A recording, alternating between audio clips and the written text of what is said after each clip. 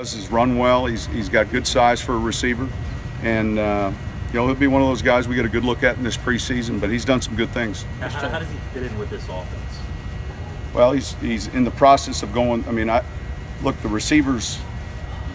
You hope there's a certain skill set they bring. I mean, are they good with the outside? Are they good with the inside patterns? How do they block? Do they pick it up? Can they play multiple positions, or are we leaving them at one position?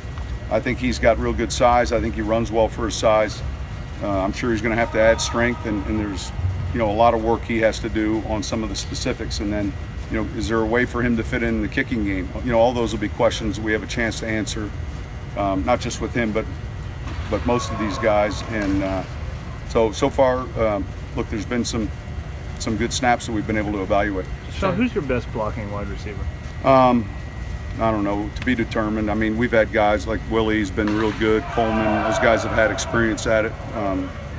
We'll see. All of them hopefully can block. I mean, if you're wanting to run the ball, you've got to be able to handle the force. What is Coleman's career curve on that? Is that something that was ever a weakness, or no? I think with his size, I mean, it's something. It starts with a willingness to, but I think when he got healthy, I think it was something that he began to. I know. Something that he feels confident in, and we put him in those positions. To use your word, juice. I mean, how much more juice maybe are you seeing from the DB group this year than the same time last year? It's hard to listen. I thought today it was good.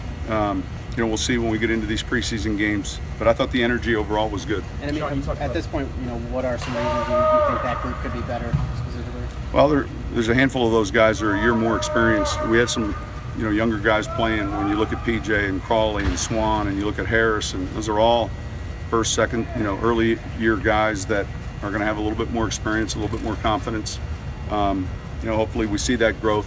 We've got some experienced guys back there as well. Sterling's a veteran player that's been, in a lot of football games and understands what it takes. So there's a pretty good combination there.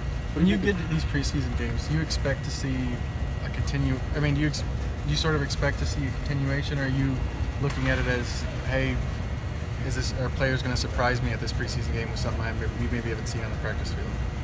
Well, I think, look, in every preseason game there's some good surprises, there's some not so good surprises. I mean, it's why you play them.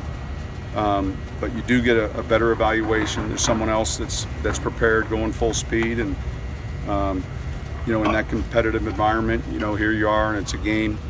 So you learn a lot, and it gives you an opportunity to really measure growth, and then see where you're at the second week and third week, and you have a feel out here, and yet there's things that'll happen in those games that may be surprising to you.